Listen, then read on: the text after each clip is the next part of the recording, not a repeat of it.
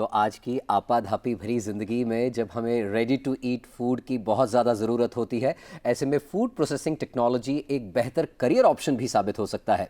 इसी विषय पर आज के हमारे करियर सेगमेंट में चर्चा होगी। आपका एक्सपर्ट्स से परिचय कराएं उससे पहले एक बार फिर से बता दें कि अगर आपके मन में कोई प्रश्न है, कोई संशय है, फूड प्रोसेसिंग टेक्नोलॉजी से संबंधित करियर अपॉर्चुनिटी तलाश रहे हैं, करियर एवेन्यूज़ तलाश रहे हैं, तो हमारा नंबर ज़रूर नोट कर लीजिए। हमारे नंबर पर कॉल करके आप सीधे हमारे एक्सपर्ट से जुड़ सकेंगे। हमारा नंबर है 011-2309-7532।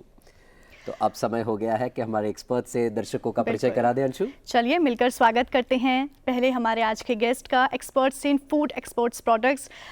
स्वागत है सर आपका, डॉक्टर तरुण बजाज जी, एपिडम मिनिस्ट्री ऑफ कॉमर्स से। Sir welcome to the show. नमस्कार।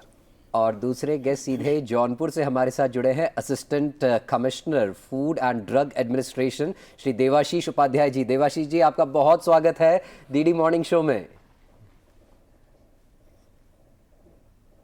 धन्यवाद, नमस्कार जी। तो तरुण जी, चर्चा की शुरुआत आपसे करना चाहेंगे। आज का हमारा सेगमेंट है फूड प्रोसेसिंग टेक्नोलॉजी। एक आम भाषा में सबसे पहले तो मैं यही जानना चाहूँगी, प्रोसेस्ड फूड का मतलब क्या है? जैसा अभी रिपोर्ट में देखा, रॉ मटेरियल आया, इंग्रेडिएंट आए, उसको फिर हम खाने लायक बनाते हैं या इस तरीके से स्टोर करते हैं कि बाद में खाने लायक बने। इन सब चीज़ों पे जो टेक्नोलॉजी लगती है, जो साइंस लगती है और उसमें जो शेप में चेंज आती है, उसको हम कह सकते हैं कि फूड प्रोसेसिंग टेक्नोलॉजी है, फूड प्रोसेसिंग साइंस है। बहुत बड़ा सेगमेंट है। इतना बड़ा सेगमेंट है कि आज मैं आपको बताऊं कि लगभग 13% जो है वो एम्प्लॉयमेंट अब इस सेक्टर में है। और ऐसा माना जा रहा है कि 2030 तक हम लोग 535 बिलियन का ये मार्केट हो जाएगा हमारे हिंदुस्तान में, और 15% की ग्रोथ से ये बढ़ रहा है। तो बहुत ही प्रॉमिसिंग सेक्टर है। एक्सपोर्ट्स भी बहुत तेजी से इसमें बढ़ रहे हैं जी। और एक अच्छा प्रॉमिसिंग एरिया है जी। कुल मिलाकर क्षेत्र बढ़ा है। देवाशीष जी, आपसे जानना चाहेंगे, ये फूड प्रोसेसिंग टेक्नोलॉजी कितने प्रकार की होती है? क्योंकि जैसा कि डॉक्टर बजाज भी बता रहे हैं, बहुत वाइड एरिया है, अरीना है। कितने प्रकार की फूड प्रोसेसिंग टेक्नोलॉजी होती है जिसमें करियर ऑप्शंस तलाशे जा सकते हैं? देखिए, फूड प्रोसेसिंग जो है, जो हमारे दो तरह के फूड आइटम आते हैं, एक ड्राई, एक वेट। ड्राई में जो है सीरियल्स आ गए, पल्सेज आ गए और आपका मसाले आ गए, तेल आ गए। इनकी प्रोसेसिंग में बहुत ज्यादा नहीं है, इनको प्रोसेस किया। जो वेट है आपके पेरिशेबल आइटम, जो आपके फ्रूट्स आ गए, वेजिटेबल्स आ गए, इनको जो है हम प्रिजर्व करते हैं, एक लॉन्ग लाइफ देते हैं, क्योंकि इनकी शेल्फ लाइफ बहुत कम है जी। तो इनको हम तरीके से प्रोसेस करते हैं। तो इसको हम ड्राइंग करेंगे, मतलब सुखा दिया जाए, या कैनिंग किया जाए, या फिर इसको जो है निर्वात पैकिंग कर दिया जाए, या टेट्रा पैकिंग से भी किया जाए। कुछ फूड आइटम जैसे मीट वगैरह आइटम जो है, इनको हम कोल्ड चेन के माध्यम से रख के रखते हैं, तो ये इनकी शेल्फ लाइफ बढ़ जाती है। इसमें बहुत सारे सेक्टर हैं जिनमें ये है, तो ये बहुत सारी प्रक्रियाएं हैं इसमें करने के लिए। जी जी। तरुण जी, आपसे मैं जानना चाहूँगी, उन्होंने बताया, आपने भी बताया, जो क्षेत्र है बहुत बड़ा है। करियर ऑप्शंस के बारे में थोड़ा सा और जानना चाहेंगे हम। अगर कोई बच्चा आफ्टर 12th इसको परस्यू करना चाहे तो क्या क्या इसके पास में ऑप्शंस हो सकते हैं? इस सेक्टर में हर किसी के पास हर तरह की ऑप्शंस अवेलेबल है जी। आपके पास स्कूलिंग के बाद भी ऑप्शन है, कॉलेज के बाद भी ऑप्शन है, पोस्ट ग्रेजुएशन के बाद भी ऑप्शन है, हर तरह की ऑप्शन है। आपने रिपोर्ट में देखा कि उन्होंने कहा कि 4 तरीके के हम लोगों के पास अपॉर्चुनिटीज हैं। यहाँ तो हम सरकारी नौकरी में जा सकते हैं, प्राइवेट सेक्टर जो बहुत बड़ा सेक्टर अपॉर्चुनिटी देता है, उसके अलावा हम इसमें रिसर्च में जा सकते हैं, क्योंकि रिसर्च बहुत हो रही है और बहुत आगे होनी भी चाहिए इसमें। चौथा जो सबसे बड़ा आजकल देखें बहुत बड़ा एक सेक्टर उभर कर आ रहा है स्टार्टअप का, एंटरप्रेन्योरशिप का, वो भी इसमें बहुत बड़ी अपॉर्चुनिटीज हैं। तो एंटरप्रेन्योर बनने के लिए भी आपके पास एक अच्छा मौका होता है। फूड प्रोसेसिंग सेक्टर में आप स्टार्टअप शुरू कर सकते हैं, और स्टार्टअप के लिए आपके इसमें भी आपके पास ऑप्शन है, छोटी कैपिटल से लेकर मीडियम कैपिटल और बड़ी कैपिटल, हर तरह की आपके पास अपॉर्चुनिटीज़ हैं। जैसे जैसे आपके पास संसाधन हैं उनके अनुसार आप चल सकते हैं। तो अपॉर्चुनिटीज़ हर तरीके से है, डिप्लोमा है, डिग्री कोर्स है, सर्टिफिकेट कोर्स है और पीएचडी है, इंजीनियरिंग है, सारी ऑप्शंस है इसमें अवेलेबल। पर तरुण जी, अगर स्टार्टअप की बात करें, जैसे आप कह रहे हैं मैं उद्यमी बनना चाहता हूं, अपना कोई स्टार्टअप लगाना चाहता हूं, क्या उसके लिए कोई डिग्री, डिप्लोमा या सर्टिफिकेट आवश्यक है अगर मैं फूड प्रोसेसिंग से संबंधित कोई स्टार्टअप शुरू करना चाहता हूं? कुछ नहीं चाहिए। स्टार्टअप करना है आपको तो हाँ, नॉलेज तो चाहिए होगी, और नॉलेज आप वैसे भी गैदर कर सकते हैं। आजकल तो इंटरनेट का ज़माना है, सब कुछ अवेलेबल है। अगर आप पढ़ाई लिखाई करते हैं तो अच्छी बात है, उससे आपको जो है वो ज़्यादा एक कॉन्फिडेंस आएगा और आपको ज़्यादा पता होगा। लेकिन मैं कहूँ कि स्टार्टअप करने के लिए मुझे ये ज़रूरी है, वो ज़रूरी नहीं है। उसके बिना भी आप चाहें तो नॉलेज गेन करके आप स्टार्टअप शुरू कर सकते हैं, और बहुत सी ऐसी स्टार्टअप्स हैं जो अच्छा काम कर रही हैं। मैं आपको उदाहरण देता हूँ। 2020 इंटरनेशनल ईयर ऑफ मिलेट था। इंटरनेशनल ईयर ऑफ मिलेट में हमारे बहुत दुनिया भर से लोगों ने, FAO ने इसको स्पॉन्सर किया, और दुनिया भर से लोगों ने मिलेट को खाने के लिए एक जोर दिया।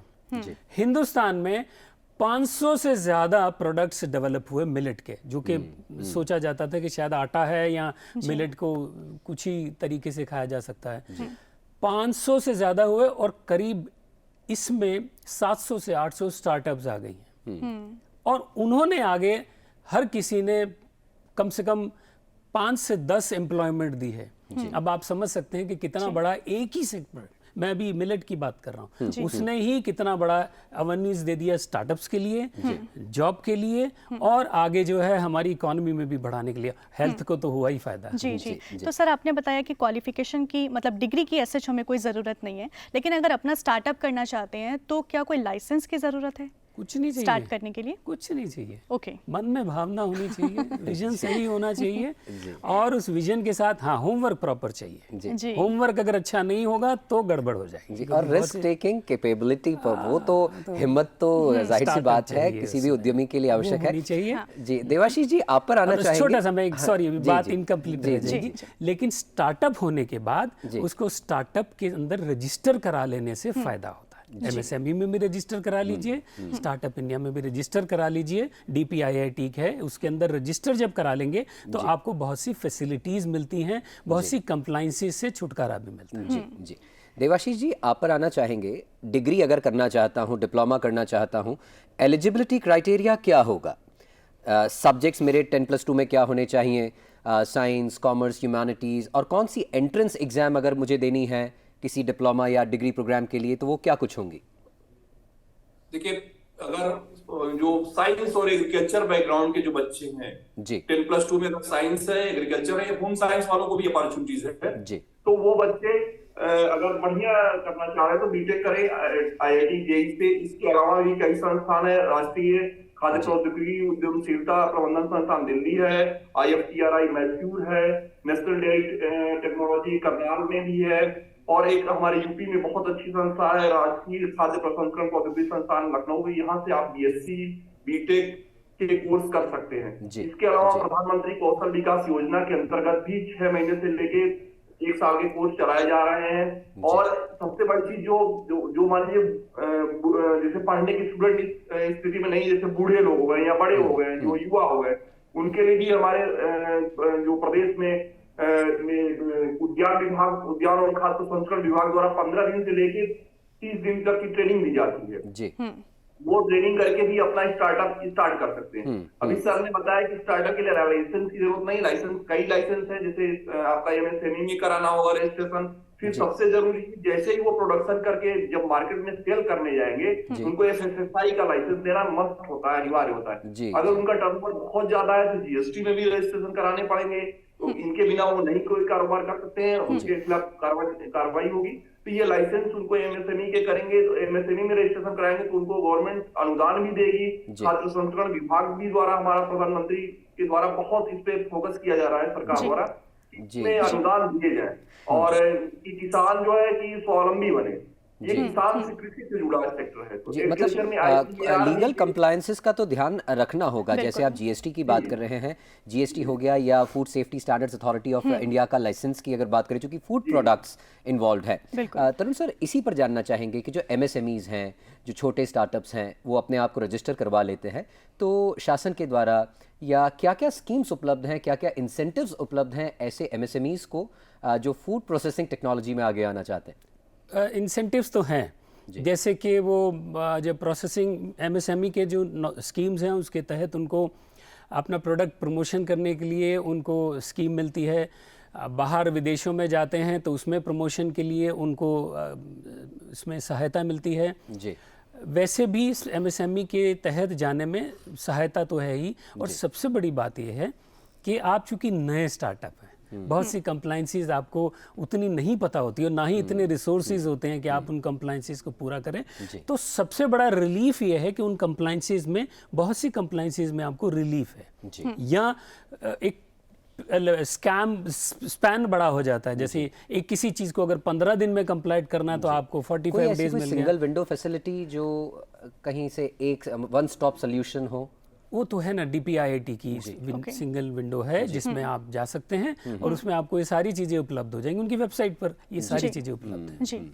देवाशीष जी, आपसे जानना चाहूँगी, हमने स्टार्टअप्स की बात की है और अब मैं आपसे जानना चाहूँगी कि गवर्नमेंट सेक्टर में क्या क्या अपॉर्चुनिटीज़ हो सकती हैं, लाइक फूड इंस्पेक्टर के क्या रोल होते हैं, FCI की अगर हम बात करें, या फूड सेफ्टी इंस्पेक्टर्स की बात करें, तो इस बारे में कुछ बताइए प्लीज़। इसमें दो तरह की वैकेंसी आती है। एक FSSAI डायरेक्ट अपना रिक्रूटमेंट करती है जिसमें फूड सेफ्टी ऑफिसर होते हैं, असिस्टेंट कमिश्नर फूड होते हैं, और एक स्टेट गवर्नमेंट अप्लाई करती है। जो FSSAI के जो है फूड इंस्पेक्टर या डेजिग्नेटेड अफसर, वो सेंट्रल जो संस्थान है, सेंट्रल यूनिट है, उनका मॉनिटर करते हैं, और स्टेट गवर्नमेंट अपना जो करती है वो स्टेट जो यूनिट होती है, फूड इंडस्ट्री होती है, उस पे करती है। स्टेट और यूनिट और सेंट्रल यूनिट में कोई अंतर नहीं है, बस टर्नओवर जिसका ज्यादा हो जाएगा उनको सेंट्रल लाइसेंस मिलता है, और जिनका टर्नओवर कम है, 20 करोड़ से कम है जिनका टर्नओवर, उनको स्टेट लाइसेंस मिलता है। स्टेट लाइसेंस में थोड़ी सी कॉम्प्लेक्सिटी कम होती है और उनका स्टैंडर्ड बहुत ज्यादा होता है। जो सेंट्रल यूनिट होती है उनको बहुत ज्यादा मानक को फॉलो करना पड़ता है। जैसे कोई छोटा व्यापारी छोटा स्टार्टअप कर रहा है तो रजिस्ट्रेशन स्टेट गवर्नमेंट से रजिस्ट्रेशन लेके काम करेगा, वो भी तीनों चीजें, सेंट्रल लाइसेंस, स्टेट लाइसेंस और रजिस्ट्रेशन, तीनों FSSAI के द्वारा ही दी जाते हैं। लेकिन क्योंकि उन्होंने डिवाइड कर दिया है तो स्टेट गवर्नमेंट ज्यादा मतलब अपना फोकस कर पाती है, क्योंकि FSSAI बहुत बड़ी पूरे देश स्तर पे करना होता है तो सेंट्रल यूनिट को फोकस करती है। तो FSSAI के द्वारा भी वैकेंसी निकाली जाती है, प्लस फूड एनालिस्ट एक हमारे यहाँ पोस्ट होती है, उसकी वैकेंसी निकाली जाती है। आपका फूड सेफ्टी ऑफिसर हो गया, डेजिग्नेटेड ऑफिसर हो गया, फूड एनालिस्ट हो गया, ऐसे बहुत सारी पोस्टें हैं। इसके अलावा भी NABL जितने लेबोरेटरीज हैं उनमें भी फूड एनालिस्ट की पोस्ट होती है, वो भी अच्छे जॉब अपॉर्चुनिटीज है गवर्नमेंट सेक्टर में। जी जी, यानी बहुत सारे ऑप्शंस जो है, अपॉर्चुनिटीज जो अवसर हैं, वो पब्लिक सेक्टर में भी हैं। डॉक्टर बजाज, आपसे जानना चाहेंगे, एक्सपोर्ट पोटेंशियल की बात आपने अभी थोड़ी देर पहले की थी। फूड जो प्रोसेस्ड फूड है, एक्सपोर्ट करना चाहता हूं मैं, तो उसके लिए कोई लीगल कंप्लायंसेस, कोई स्टैंडर्ड्स, कोई मानक जिनका पालन करना है ताकि मेरा प्रोडक्ट एक्सपोर्ट के लायक बने? मैं एक बहुत अच्छा सवाल पूछा आपने, क्योंकि मैं आपको बताऊं 53 बिलियन US$ का हम एक्सपोर्ट करते हैं जी। कुदरत ने हमें सब कुछ दिया है जी। प्रोडक्शन बेल्ट है सबसे बड़ी भारत। मैं बता रहा हूँ, कोविड के टाइम में जब दुनिया परेशान थी खाने पीने की चीज़ों के लिए, हम निश्चिंत थे। हम ना केवल अपनी ज़रूरतें पूरा कर रहे थे, बल्कि दूसरों की भी ज़रूरतों को पूरा कर रहे थे। तो एक्सपोर्ट की अपॉर्चुनिटीज़ बहुत अच्छी हैं। अब उसके लिए देखो, जो जनरल लाइसेंसेस चाहिए वो IEC कोड चाहिए उसको, जो भी जैसे बताया फूड सेफ्टी और ये सब रिक्वायरमेंट, वो जनरल रिक्वायरमेंट। अदरवाइज उसको एक्सपोर्ट करने के लिए प्रोडक्ट चाहिए, मुझे क्या एक्सपोर्ट करना है, उसको पता होना चाहिए कि मेरे लिए क्या इसमें अपॉर्चुनिटीज़ हैं, प्राइसिंग उसको पता होनी चाहिए, क्योंकि compete करना है। और आपने सवाल पूछा, क्वालिटी बहुत ज़रूरी है, क्योंकि मैं जहां बेचने जा रहा हूं उसकी क्वालिटी को पूरा करना मेरी जिम्मेदारी है। नहीं होगा तो माल रिजेक्ट हो जाएगा, और माल रिजेक्ट हो जाएगा तो बहुत बड़ा नुकसान होता है। तो क्वालिटी एक बहुत बड़ा सेक्टर है, सेगमेंट है, जिसमें के और उसमें बहुत बड़ी करियर अपॉर्चुनिटीज भी हैं क्वालिटी के। ऐसे में डॉक्टर बजाज, इसमें कोई सर्टिफिकेट ऑफ ओरिजिन की रिक्वायरमेंट भी होती है जो प्रोसेस्ड फूड जाता है? जी होती है। Certificate of origin her processed food item के लिए जब एक्सपोर्ट करते हैं तो चाहिए होता है, जिससे कि ये आप कहते हैं कि ये मेरा हिंदुस्तान से ओरिजिनेटेड है प्रोडक्ट जो है। तो उसमें सर्टिफिकेट ऑफ ओरिजिन चाहिए। पर वो अगेन आई सेड, वो सब जब आप आ जाते हो इस फील्ड में तो ये सब चीज़ें आपको समझ में आ जाती हैं। बिल्कुल।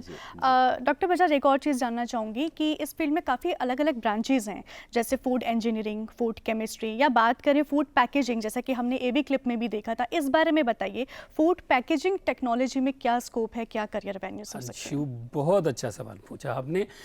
पैकेजिंग सबसे इंपॉर्टेंट है। सबसे पहले तो आप देखते हो ना किसी चीज को, देख के आपका मन करता है कि मैं उसको लूं, तो जब आपको देखने में ही अच्छी नहीं लगेगी तो आप कैसे करोगे? इसीलिए कहा गया है जो दिखेगा वही बिकेगा। हाँ, नहीं वो तो मार्केटिंग का सेगमेंट है और मार्केटिंग में कहते हैं, पर हाँ ठीक कहा आपने, वो पैकेजिंग भी उसमें अट्रैक्ट करती है। दूसरा पैकेजिंग का रोल रहता है शेल्फ लाइफ बढ़ाने का। बहुत सी पैकेजिंग केवल पैकेज के लिए नहीं होती हैं, उनका शेल्फ लाइफ भी बढ़ा देती हैं। जैसे वैक्यूम पैक है या दूसरी चीज़ है, जिससे कि अगर कोई आइटम अगर ख़राब हो रही है और पैकेजिंग मैंने अच्छी कर दी है तो 3 महीने 6 महीने साल तक उसकी जो है शेल्फ लाइफ बढ़ जाती है। पैकेजिंग के अंदर बहुत बड़ी करियर अपॉर्चुनिटीज़ है। इतनी बड़ी पैकेजिंग इंडस्ट्री है ये। मैं आपको बताऊं, पैकेजिंग के लिए एवेन्यूज़ अनलिमिटेड हैं। इंडियन इंस्टीट्यूट ऑफ पैकेजिंग जो है मुंबई में है, ये प्रीमियर इंस्टीट्यूट है। इनकी बहुत सी ब्रांचेज अलग अलग राज्यों में भी हैं। इसके अलावा इस क्षेत्र में और भी हैं जो डिप्लोमा और जिसमें डिग्री कोर्सेज भी हैं। लेकिन पैकेजिंग एक इतना अच्छा सेगमेंट है जिसमें अपॉर्चुनिटीज़ बढ़ती जा रही है, क्योंकि नई नई इनोवेशंस आती जा रही हैं।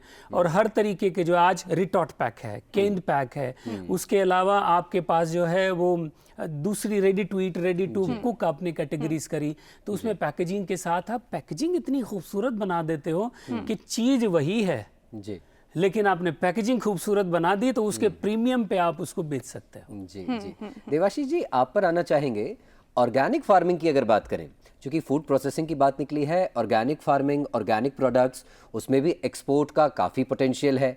लेकिन उसमें कहीं ना कहीं जब प्रोसेसिंग की बात करते हैं तो कहीं ऐसा तो नहीं कि ऑर्गेनिक फूड कहीं उसमें कार्बन कंटेंट डेवलप हो जाता है या वो फिर एक्सपोर्ट के लायक नहीं बचता? ऑर्गेनिक फार्मिंग और ऑर्गेनिक प्रोडक्ट्स की प्रोसेसिंग से संबंधित आपकी राय जानना चाहेंगे।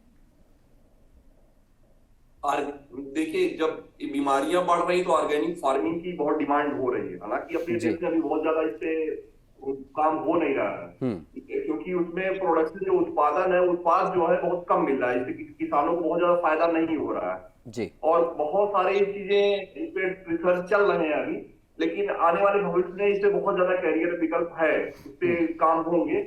अभी ऑर्गेनिक फार्मिंग बहुत छोटे पैमाने पे की जा रही है जी। तो उसमें एक्सपोर्ट वगैरह बहुत कम हो रहे हैं। अभी अपने देश में एक डिमांड हो जा रही है। अभी सर ने जो पैकेजिंग बताया, तो पैकेजिंग में बहुत सारे मानक होते हैं, स्टैंडर्ड होते हैं, उनको फॉलो करना पड़ता है। जैसे उसमें न्यूट्रिशन वैल्यू लिखनी होती है जी। अगर वो नहीं लिखेंगे तो भी आपके लिए समस्या है। पैकेजिंग का एक अपना रूल है, एफएसएसआई द्वारा तय किया हुआ कि आप क्या क्या लिखेंगे, वेट लिखेंगे, कब बना है, मैन्युफैक्चरिंग डेट लिखेंगे, इसमें क्या क्या इंग्रेडिएंट्स डाले हैं, इसमें न्यूट्रिशन वैल्यू क्या है। वो पैकेजिंग के लिए वो रिसर्च करके हर प्रोडक्ट की किस तरह लाइफ क्या है, किसी प्रोडक्ट पे 30 दिन लिखा रहता है, किसी प्रोडक्ट पे 60 दिन लिखा था, 9 महीने होते, पूरे फॉलो करने पड़ेंगे रूल।